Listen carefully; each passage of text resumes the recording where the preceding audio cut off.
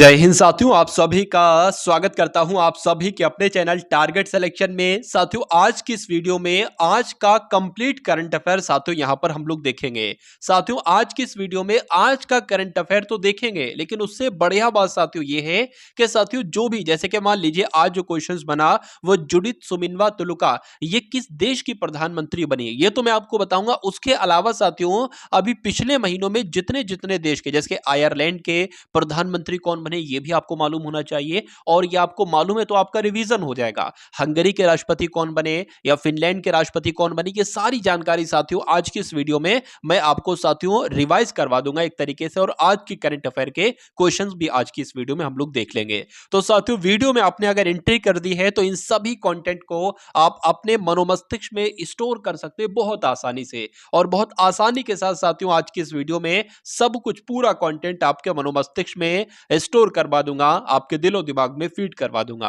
तो पहला प्रश्न है साथियों, अगर बात करें कि कहां की बांसुरी को जीआई टैग मिला है, तो पीलीभीत की बांसुरी को जीआई टैग मिला है। जब पीलीभीत कहां पर है तो उत्तर प्रदेश में पीलीभीत है, और पीलीभीत की बांसुरी को साथियों जीआई टैग मिला है। उसके बाद अगर बात करें कि जुडिथ सुमिनवा तुलुका ये किस देश की पहली महिला प्रधानमंत्री नियुक्त हुई है। देखिए सबसे बड़ी बात जो है ना वो किस देश की साथियों है, यानी कि पहली महिला प्रधानमंत्री बनी है।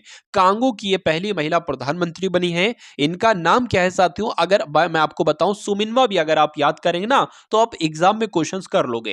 यानी कि जुडिथ सुमिनवा तुलुका ये कांगो देश की पहली महिला प्रधानमंत्री नियुक्त हुई है। बहुत इंपॉर्टेंट क्वेश्चन अगर आपके एग्जाम में साथियों पूछ लिया जाए कि आयरलैंड के प्रधानमंत्री कौन बने हैं तो साइमन हैरिस बने हैं। आपसे एग्जाम में पूछ लिया जाए कि हंगरी के राष्ट्रपति कौन बने हैं तो तामस सुल्योग बने। देखिए कोई भी पॉइंट नहीं छूटेगा आपका, जो भी आपका एग्जाम है एग्जाम में जितने भी क्वेश्चंस करंट अफेयर के आएंगे सारे के सारे क्वेश्चन साथियों इन्हीं क्लासेस से आप लोग देखेंगे, जो यहां पर साथियों आपके लिए आगाज किया है एक तरीके से क्लासेस का।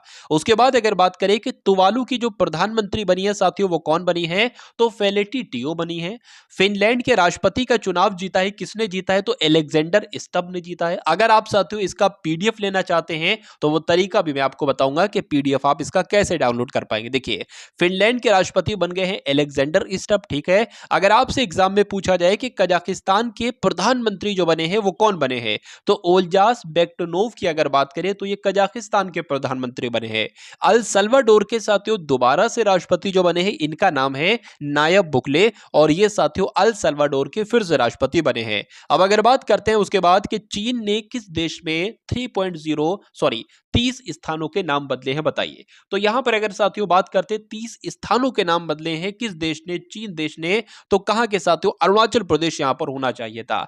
चीन देश ने किस प्रदेश में यानी कि अरुणाचल प्रदेश में 30 स्थानों के नाम बदले हैं। आंसर आपका सी के साथ जाएगा, वहां पर थोड़ी सी साथियों टाइपिंग मिस्टेक हो गई। अब उसके बाद साथियों देखिए अरुणाचल प्रदेश से संबंधित जितने करंट अफेयर के क्वेश्चंस बने थे अभी हाल फिलहाल के कुछ दिनों में उनको मैं आपको रिवीजन एक तरीके से करवा दे रहा हूं।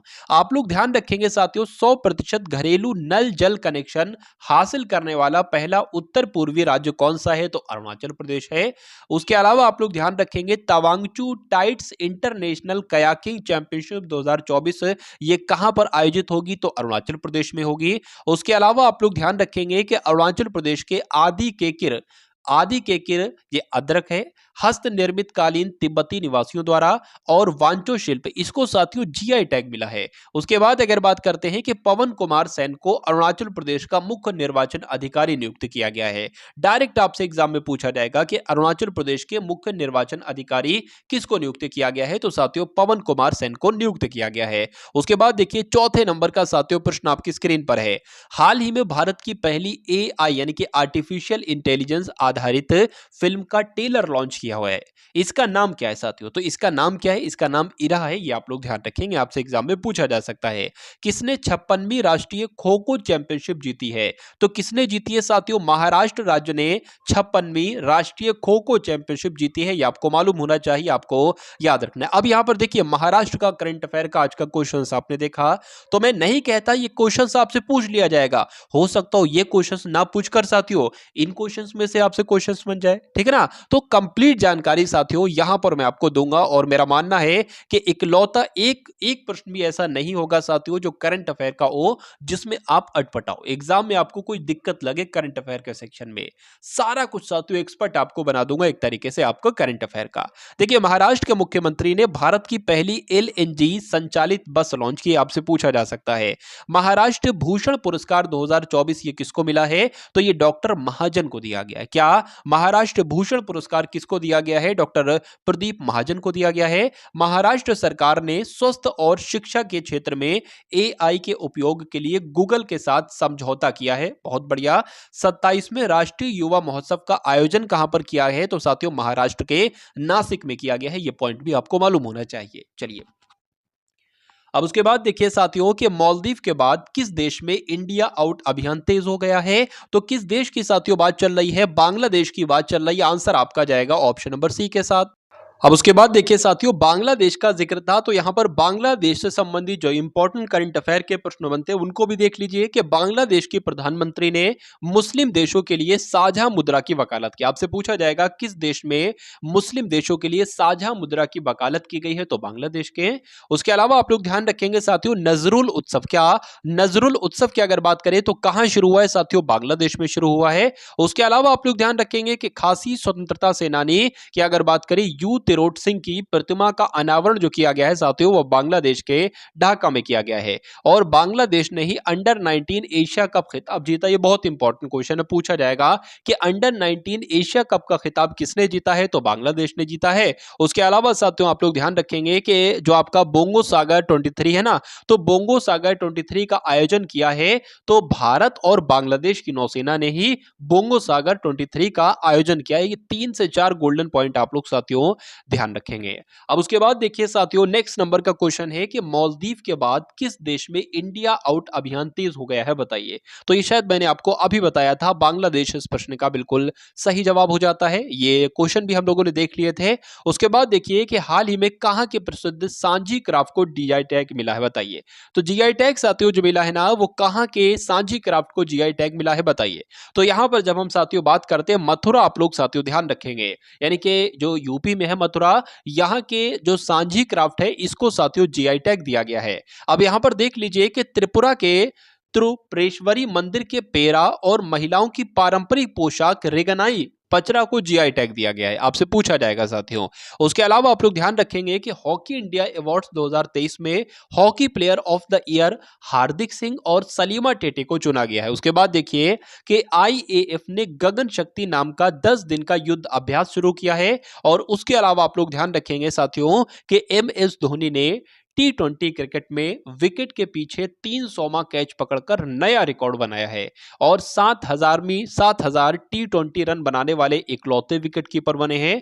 उसके अलावा साथियों सीताराम मीणा को नाइजर में भारत का अगला राजदूत नियुक्त किया गया है और रोमानिया और बुल्गारिया आंशिक रूप से यूरोप के शेंगेन यात्रा क्षेत्र में शामिल हो गए हैं। उसके अलावा आप लोग ध्यान रखेंगे कि आईसीसी एलीट पैनल में शामिल होने वाले पहले बांग्लादेशी एम्पायर जो बने हैं वो शरफुद्दौला इब्ने शाहिद बने हैं। गोवा में बसंत त्योहार जो मनाया गया है वो सिंगमोत्सव मनाया गया है। 30 मार्च को राजस्थान की स्थापना दिवस मनाया गया है। चुनाव आयोग ने चुनाव प्रक्रिया की निगरानी के लिए VIGIL ऐप लॉन्च किया है।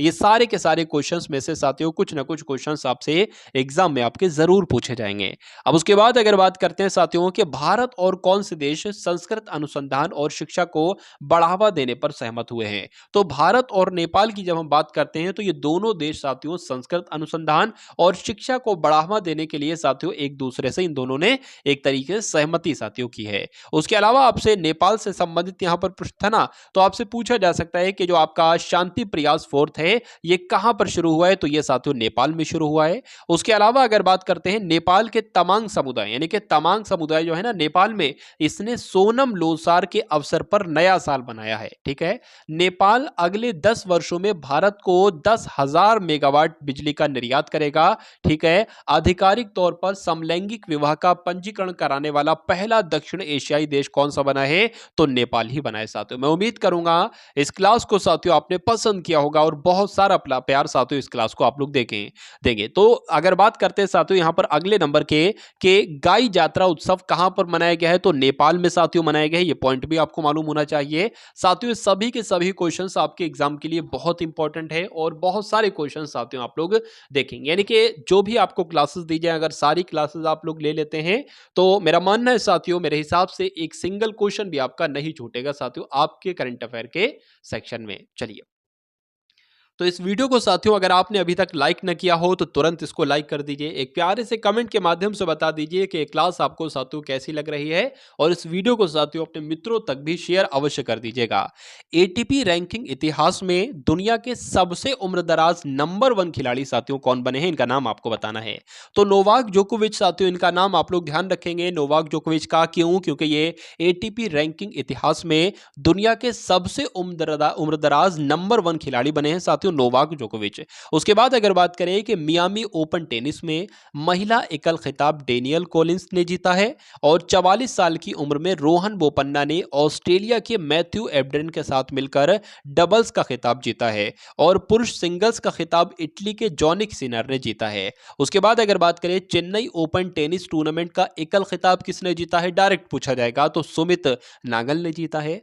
जर्मनी ने पोलैंड को हराकर यूनाइटेड कप 2024 का खिताब जीता। यह भी पूछा जा सकता है कि यूनाइटेड कप 2024 का खिताब किसने जीता है? जर्मनी ने। या पूछा जाएगा किसको हराकर जीता है? तो पोलैंड को हराकर जीता है। चलिए भाई, इतनी बात आपको साथियों मालूम होना चाहिए।